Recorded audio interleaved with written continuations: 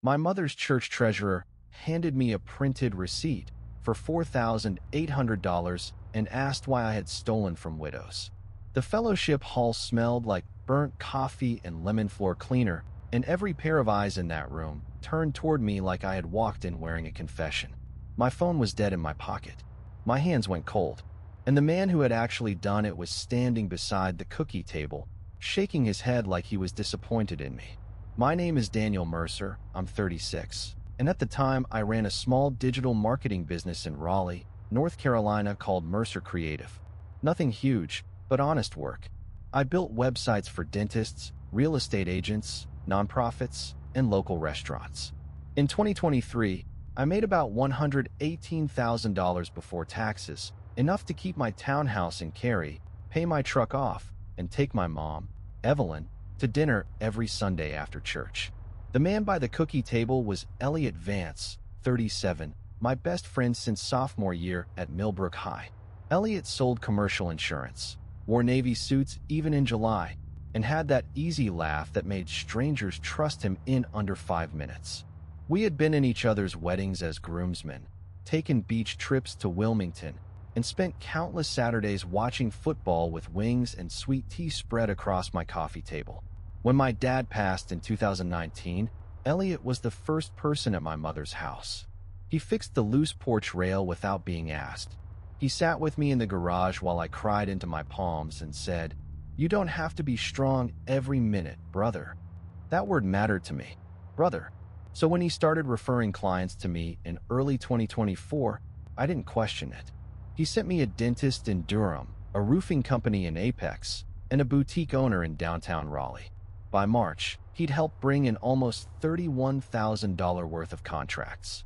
I even gave him a referral fee of $3,100 and bought him a leather briefcase for his birthday. Looking back, the first signs were small enough to step over. On April 8th, I got a login alert from Charlotte at 2:13 a.m. I was in bed in Cary, half asleep, with rain tapping against the window and my ceiling fan clicking above me. I changed my password and blamed the alert on some glitch. Then my cousin Renee texted, "Did you change your Cash App name? Looks weird." I checked, saw nothing unusual, and told her, "Nope, must be a fake account. Ignore it." A week later, Elliot asked a strange question while we were eating barbecue at Sam Jones Barbecue. "You still use your birthday and any passwords?" he asked, wiping sauce from his thumb. I laughed. "What am I, 80? He smiled, but his eyes stayed on my phone, face down beside my tray. "Just checking. People are careless." On April 22nd, my business checking account showed a $14.99 charge for a password manager I'd never purchased. Then 3 clients said my emails were landing in spam. My inbox smelled like stale panic. If panic had a smell, hot plastic, old coffee, and the sour taste that creeps up your throat when something feels wrong but hasn't named itself yet. The real discovery happened on May 5th, right after Sunday service. I was helping Mom carry aluminum trays of macaroni into the fellowship hall when Mrs. Clara Henderson, 72, stepped into my path. She held a folded paper so tightly her knuckles looked pale. "Daniel," she said, voice trembling, "why did you ask me for emergency money?" The room buzzed around us, chairs scraping, children laughing, coffee pouring, but her words cut through everything. "I didn't," I said. "Mrs. Henderson, what are you talking about?" She unfolded the paper. It was a screenshot of an email from my address, my real email address, with my headshot in the signature. It said I was stranded after a conference in Atlanta, my business card had been frozen, and I needed a short-term loan for a client deposit. The repayment date was listed as May 10th. The payment link led to an account under D. Mercer Consulting. My heartbeat slammed so hard I could feel it in my jaw. Mom whispered, "Danny, tell me this is a mistake." "It is," I said, but my voice sounded thin, like it belonged to someone across the room. Then Mrs. Henderson said, "I sent $4,800 because you helped me with the church website. I trusted you." I turned and saw Elliot watching from near the dessert table. He looked concerned, almost fatherly. He walked over and said, "Daniel, maybe someone got into your email." I stared at the printed receipt. The edges blurred. My mouth went dry. "Call your bank," I told Mrs. Henderson. "Right now? And please don't delete anything." By that evening, the betrayal had become a sinkhole. It wasn't just Mrs. Henderson. My Gmail, Facebook, Instagram, LinkedIn, and payment app had all been accessed. The scammer had messaged 63 people in my contacts. 21 had sent money. Total confirmed loss by midnight, $42,700. But the second layer was worse. The fake account wasn't random. Someone had registered D.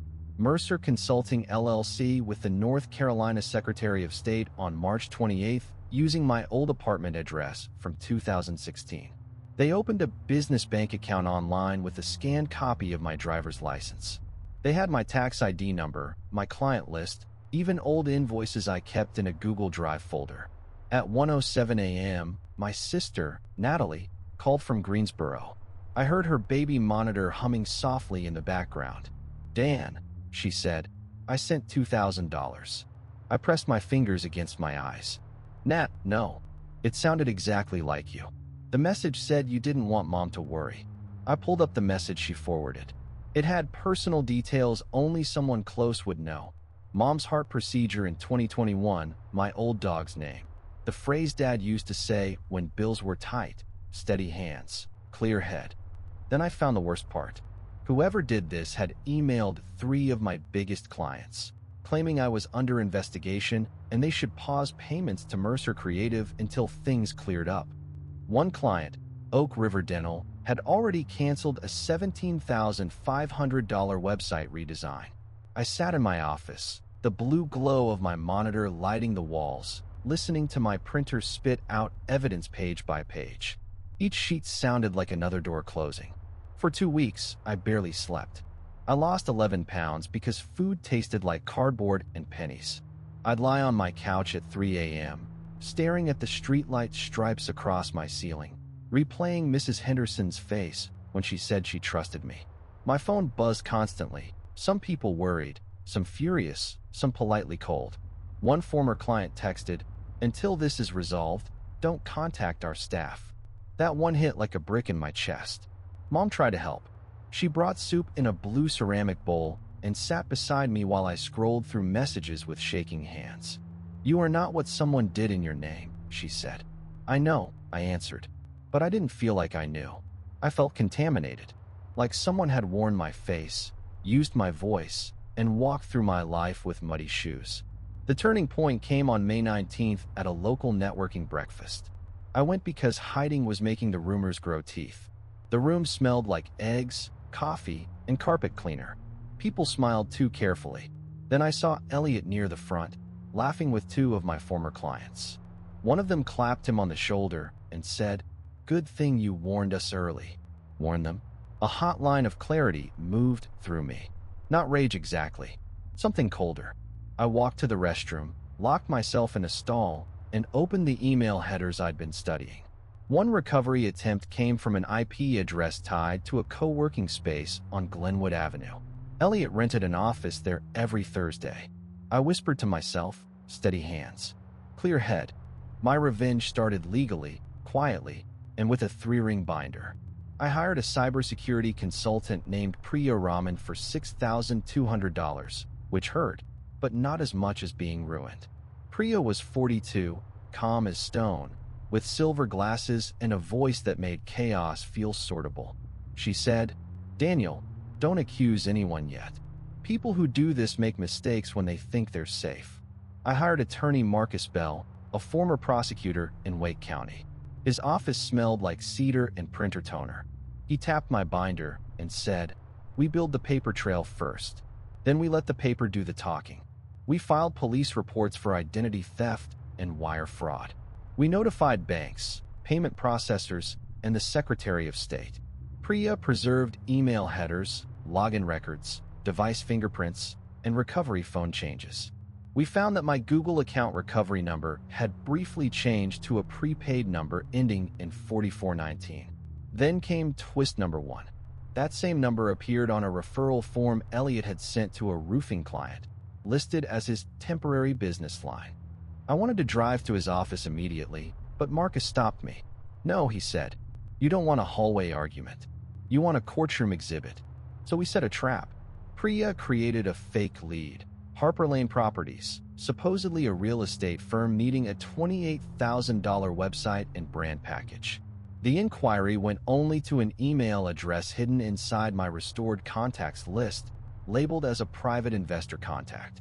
If the impersonators still had access or had copied my contacts, they'd bite. They bid in 36 hours. The execution felt like watching a mousetrap in slow motion. On May 23rd, Harper Lane received an email from D. Mercer Consulting with my logo, my writing style, and a proposal attached.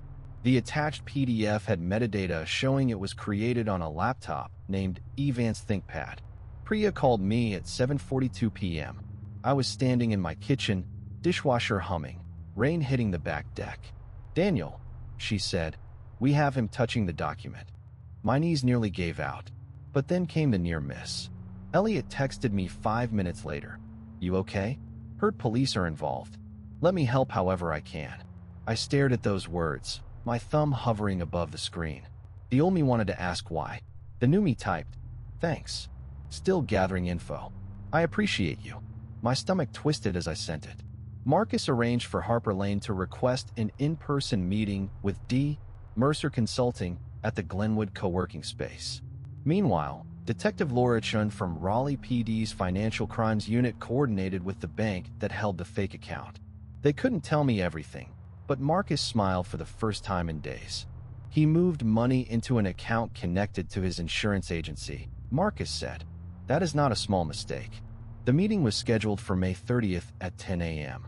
I wore a gray suit, sat in a coffee shop across the street, and watched through the window as Elliot walked into the co-working building carrying the leather briefcase I had bought him. The climax happened 2 days later at the Raleigh Small Business Alliance luncheon, which sounds too neat to be real, but Karma apparently enjoys catered chicken and linen napkins. Elliot was receiving a Community Trust Award for supporting local entrepreneurs. I had been invited months before, back when my name still opened doors instead of closing them. The ballroom smelled like roasted vegetables and fresh flowers. Forks clicked against plates. A projector displayed Elliot's smiling headshot. Marcus stood beside me near the back. Priya sat at a table with her laptop open. Detective Chun waited by the side entrance with 2 uniformed officers and a folder thick enough to make my pulse pound. Elliot stepped to the podium. "Trust," he began, "is the foundation of every business relationship." I almost laughed. Then Marcus nodded to the event organizer, who had been briefed that a legal matter required a brief interruption. The projector screen changed. Elliot's headshot disappeared, replaced by a timeline. Fake LLC registration, email logs, payment records, metadata from the proposal, the prepaid number, the bank transfers. The room fell so silent I could hear the air conditioning kick on. Elliot's face drained of color. I walked to the front. My legs felt wooden, but my voice held. "You used my name to steal from my family, my clients, and my mother's church," I said. "You let people believe I did it." Elliot gripped the podium. "Daniel, this is a misunderstanding." Detective Chin stepped forward. "Mr. Vance, we need you to come with us." He looked at me then, and for the first time, the mask slipped. Not guilt, irritation, like I had inconvenienced him. "You were always going to waste those contacts," he said under his breath. The microphone caught every word. A woman at the front table gasped. Someone whispered, "He admitted it." I leaned closer and said, "Say it louder, Elliot. The room deserves honesty." He said nothing. His mouth opened, then closed. The officers escorted him out past the same business owners he had charmed for years. His award plaque remained on the podium, blank and ridiculous under the bright ballroom lights. Then twist number 2 landed. Detective Chin later told me Elliot hadn't acted alone. His office administrator, Dana Whitlock, had helped scan documents from referral packets and client files. She thought Elliot was launching a parallel brand and would pay her a bonus. When she realized what was happening, she kept quiet because she'd already moved $9,500 through her personal account. Both of them were charged. Elliot lost his insurance license pending review within 3 weeks. His agency terminated him. Dana cooperated, but still faced consequences. The fake LLC was dissolved. The bank froze $26,300 before it disappeared. Through restitution, insurance claims, and a civil settlement, my contacts recovered every documented dollar within 9 months. Elliot tried to sell his house in Nightdale to cover legal bills. His name became a warning whispered at networking events where he used to be the loudest laugh in the room. As for me, rebuilding was slow, but it was real. I sent personal apology letters to every contact, even though I hadn't done it. I hosted a free cybersecurity workshop at Mom's church. Mrs. Henderson hugged me afterward and said, "I'm sorry I doubted you." I told her, "You had every reason to be hurt." Oak River Dental came back. Then 2 more clients followed. By the end of 2025, Mercer Creative had cleared $164,000, my best year ever. Priya became my go-to security partner, and Marcus still sends me clients who need websites. I moved into a bigger office near downtown Raleigh with glass walls, plants I somehow keep alive, and a framed copy of the police restitution letter in my bottom drawer. I don't keep it on the wall. I don't need a shrine to betrayal, but I keep it close enough to remember what I survived. Elliot thought stealing my identity would steal my life. Instead, he exposed his own. He counted on my shame keeping me quiet, on my kindness making me hesitant, on our history making me soft. He miscalculated. Now my accounts are locked down, my business is stronger, and my circle is smaller but solid. My mother still says steady hands, clear head, whenever I'm under pressure, and every time, I smile. Because I learned the truth the hard way.